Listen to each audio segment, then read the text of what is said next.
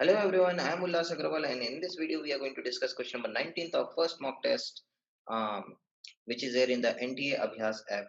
NTA has done a very good job of giving so many mock tests, and we thought of helping the student by providing some video solution.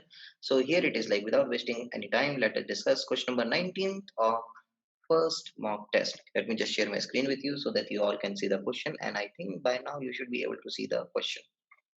Share screen is shared. Let me just show the question. Okay, here is the question right in front of you. If you want, I can expand this also. If you want, you can pause the video and go through the question. I will go ahead with the solution. So here in this question, it is given that initially there is a flask. Now this flask is of 1 liter.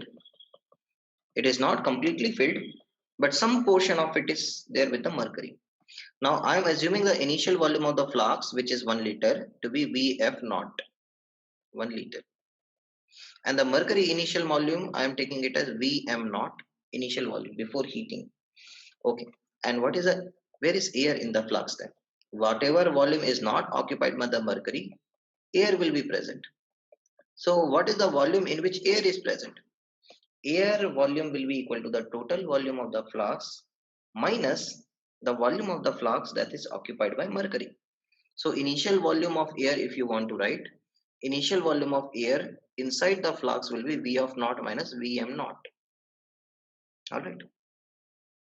This is the initial volume of or original volume of air inside the flask. Now what is being given? The thing is that we are heating the flask as well as the mercury, because of which their temperatures are rising. Now even though their temperatures are rising, it is given that the volume of air doesn't change. Okay. Now let's say after heating the volume of the flask has become Vf and the volume of the mercury has become Vm, new volumes. So what is the new volume of the flask? Vf. What is the new volume of the mercury? Vm. So what is the new volume of the air? New volume of the air will be equal to volume of the flask new minus new volume of the mercury. So this is the new one. Now how can we write the new volume of the flask in terms of old volume of the flask and new volume of the mercury in form of or in terms of old volume of the mercury? So for that we require the thermal expansion formula, and the thermal expansion formula goes like this: V equal to V naught 1 plus gamma delta T, where gamma is a coefficient of volume expansion. Okay, so here I have written the new volume of the yeah. Here I have written the new volume of air in terms of the new volume of the flask and the new volume of the mercury. So I have applied the formula that new volume will be equal to the old volume Vf naught into 1 plus gamma delta T.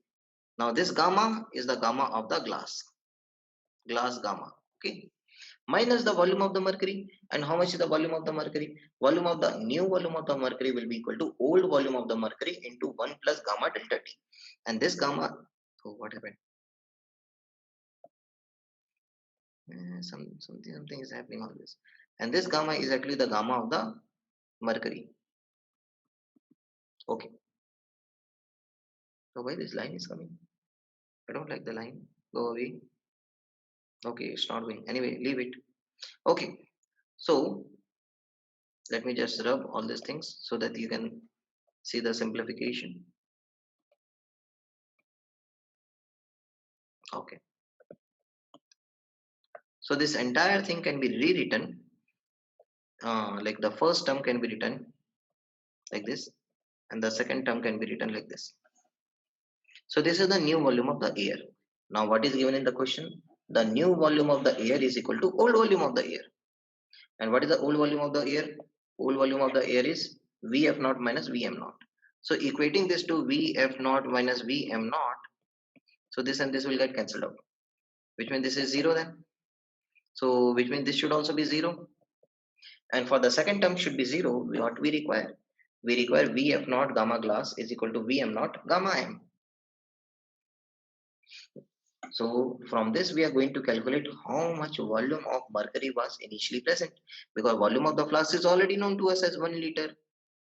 In fact, the gamma of the glass is also given, not gamma but alpha is given. Now gamma and alpha can be written in terms of each other because alpha is the coefficient of linear expansion, gamma is the coefficient of volume expansion. The coefficient of volume expansion is 3 times the coefficient of linear expansion. And then we just need to substitute the values. Alpha of the glass is already given as 9 into 10 is to minus 6, and the gamma of the mercury is given to be 1.8 into 10 is to minus 4. The Vf naught value, which is the initial volume of the flask, is 1 liter, and what we need to find out is this Vm naught, which is the volume of the mercury, which from the calculations you will get it to be 150 cc. Have a good day.